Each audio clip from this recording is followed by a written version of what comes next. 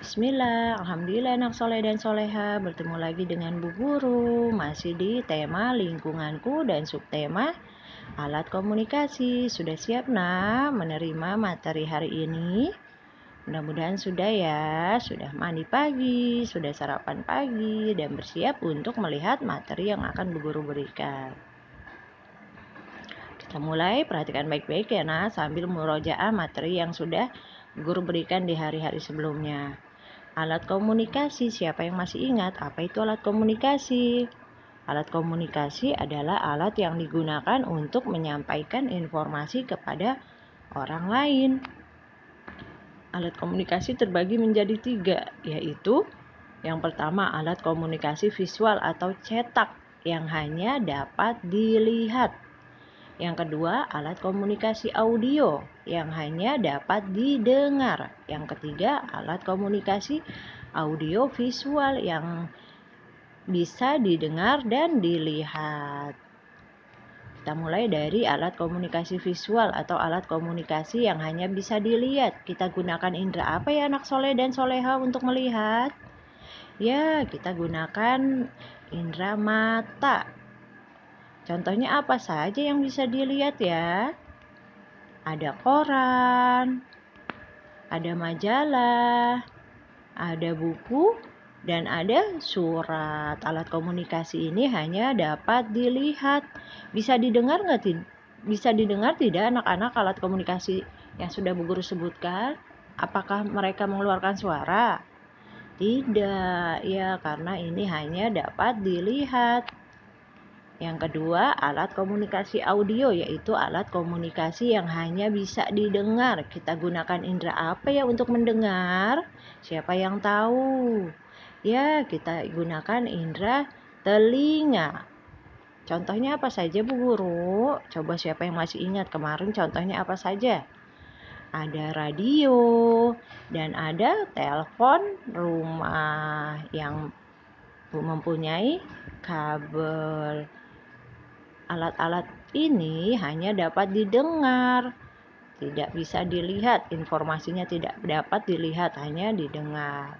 Dan hari ini kita akan atau Bu Guru akan memperkenalkan terkait alat komunikasi audio visual, yaitu alat komunikasi yang bisa dilihat dan didengar. Kita gunakan indera apa anak-anak untuk melihat dan mendengar? Ya, kita gunakan indera mata dan telinga. Contohnya apa saja ya? Yuk kita lihat. Pertama ada televisi. Televisi adalah alat komunikasi yang menyampaikan banyak informasi berupa gambar dan suara. Kalau kita lihat TV, kita bisa lihat gambarnya anak-anak. Ya, bisa. Dan TV juga mengeluarkan suara yang kita bisa dengar. Apa sih manfaatnya televisi Bu Guru? Manfaatnya itu kita bisa menyaksikan berita, kita bisa mendapatkan banyak informasi dari TV dan anak-anak juga bisa melihat film kartun. Yang kedua ada handphone, yaitu alat komunikasi jarak jauh dengan orang lain. Handphone ini tidak menggunakan kabel, jadi kita bisa bawa kemana-mana. Dan handphone ini bisa mengirim pesan dalam bentuk tulisan, gambar, suara, dan video. Apa manfaat handphone anak-anak? Manfaatnya untuk berkomunikasi, mencari informasi, dan berbagi informasi. Jadi dengan handphone kita bisa telepon teman-teman atau saudara kita yang jauh, dan kita juga bisa mendapatkan informasi dan berbagi informasi dengan lainnya. Yang ketiga ada laptop. Laptop ini bisa digunakan untuk membuat tugas, mengetik, juga bisa kita mendapatkan informasi dari laptop ini seperti itu. Nah, laptop ini mudah dibawa kemana-mana, tidak menggunakan kabel, dan bentuknya lebih kecil. Dan laptop ini menyala dengan baterai. Kalau baterainya habis, bisa dicas dengan listrik. Nah, manfaat laptop bisa mencari informasi, untuk komunikasi, untuk belajar dan bekerja. Yang terakhir ada komputer, sama seperti tadi untuk mendapatkan informasi, untuk bekerja, untuk belajar, bisa untuk mengetik. Namun, komputer ini menyalanya apabila ada listrik dan bentuknya lebih besar dari laptop. Itu tadi ya, contoh-contoh yang merupakan alat komunikasi yang dapat didengar dan dilihat. Alat komunikasi ini juga mempunyai dampak yang kurang baik, Perhatikan baik-baik apa saja dampaknya. Nih, misalkan contohnya, jika anak keseringan memegang handphone atau tab, yang terjadi apa? Anak-anak akan ketergantungan, malas keluar, malas bergerak, dan tidak terstimulasi motorik halus dan motorik kasarnya. Lalu, jika keseringan memegang handphone, maka konsentrasinya akan terganggu dan penglihatannya pun akan terganggu.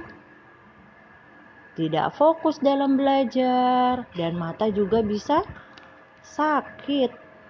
Selanjutnya, jika anak-anak juga keseringan pegang laptop, sosial anak-anak terganggu.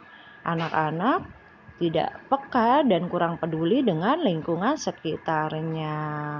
Seperti itu. Untuk itu, ketika kita pegang handphone, pastikan dengan izin Umi atau Abi dan gunakan secukupnya sesuai jadwal atau kesepakatan yang sudah dibuat Umi, Abi, dengan memastikan anak-anak sudah melakukan apa yang perlu anak-anak lakukan. Seperti itu ya, Nak. Baik anak soleh dan soleha, kemarin Bu Guru telah informasikan siapa ya yang membuat alat komunikasi ini. Yang membuat alat komunikasi adalah manusia dengan izin Allah. Jadi yang membuat alat komunikasi ini TV, radio, handphone, komputer, laptop adalah manusia dengan izin Allah. Alhamdulillah anak soleh dan soleha, Bu Guru telah selesai memberikan materi hari ini. Semoga anak-anak diberi kemudahan mengerti dan memahami materi yang Bu Guru berikan. Bu Guru cukupkan anak soleh dan soleha. Jazakumullah khair, Umi dan Abi. Barakallahu fikum.